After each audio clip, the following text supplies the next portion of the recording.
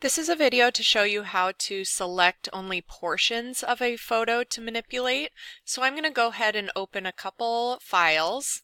So I just select the files that I'd like. You can open more than one file at a time. So I have a little tab up here showing my first file. Then I'm also going to open a second one. In this way you can go back and forth and manipulate two photos if you need to. To select a portion of your photo to manipulate instead of the entire thing, there is a couple ways you can do it, and I'm going to show you a few of them.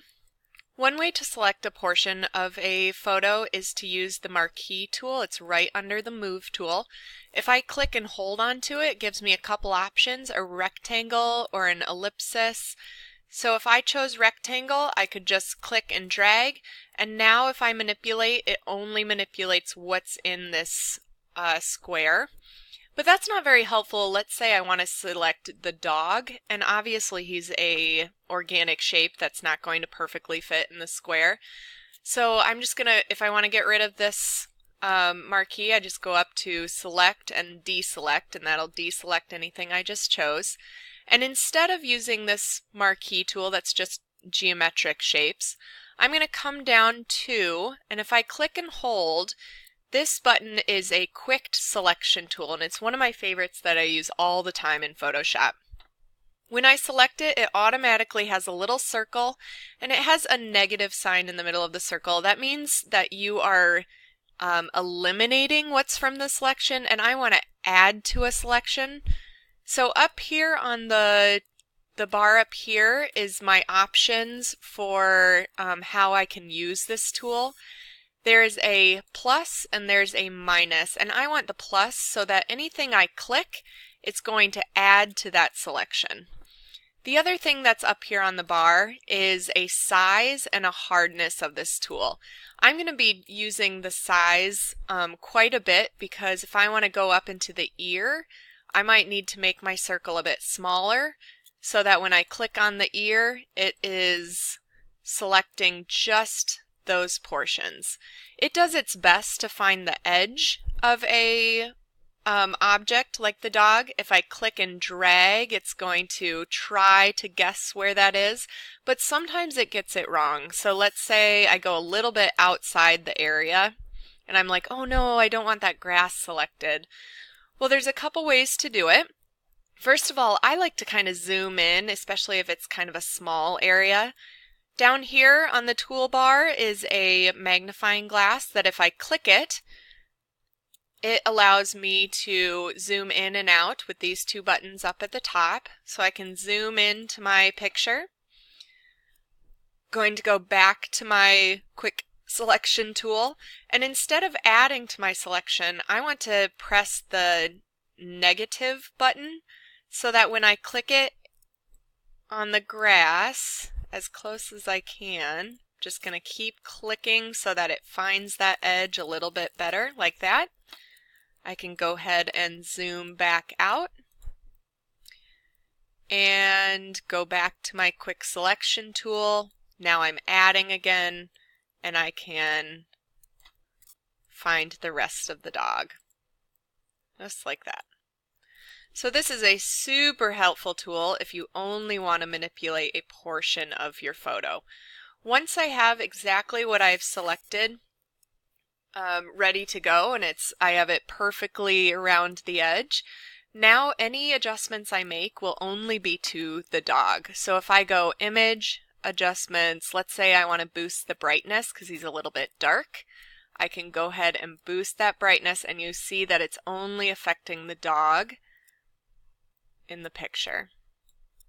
I can hit OK. If I wanted to now manipulate just the grass, instead of saying select, deselect, and then selecting the grass, what I could do is select its inverse. Anytime I select the inverse of a selection, it now flips it, and anything that was not selected is now the selection, if that makes sense. Sorry, that was a bit jumbled. So now my grass is selected, not my dog. I can flip it back and forth. Inverse of that would be the dog. Select inverse of that would be the grass. So if I wanted to change the saturation of the grass, I could go Image, Adjustment, Saturation, and I can boost that saturation without affecting the dog. So this tool is so helpful in manipulating big areas. If I want to deselect, now I have my original image.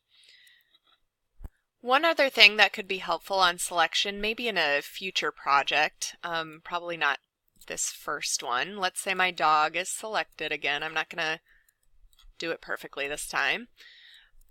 What I can do is I can actually right-click on the selection, and it's going to bring me up some options that I can use. So just how there's more than one way to do anything in Photoshop, this is also a way that you could deselect, select the inverse, and then there's some other more detailed things that you can choose. One thing I could do is add a layer via copy, and when I click on that, all of a sudden I have a new layer over here that's only the dog. So if I click on the eye, it disappears. So you can see there's those two layers that I now have.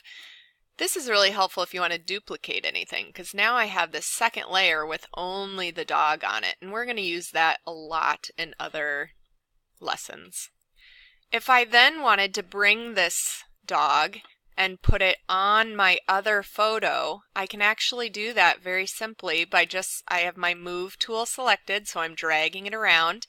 I'm just going to, without lifting up the clicker, drag it up, hover it over my other file. It's going to swap. I haven't let go of my mouse. I drag it back down, let go, and it's all of a sudden on top of my new background. This way you can kind of add cutouts, you can add a different background, you can do a lot of things with this tool. If I want to resize the dog, one thing I can do is go up to Edit, and if I hit this button Free Transform, it's going to give me some options like around with a box here, and I can manipulate it that way. Now let's say I want to select just a color to manipulate. So the dog was actually quite easy because he was such a solid shape and I could select just his outline. I'm going to go ahead and apply that transformation, so he's going to stay there.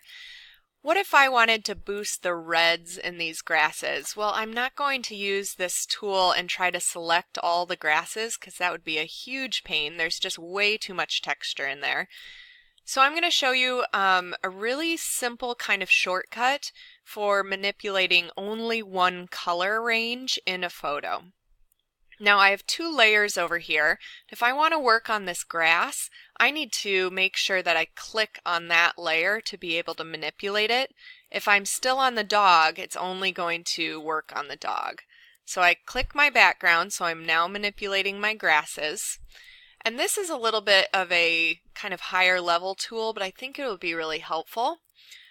Over here above the layers are a bunch of different options. I would like to make my red a bit redder, so I'm going to look for the saturation, hue and saturation. When I click on it, it's going to give me some options here.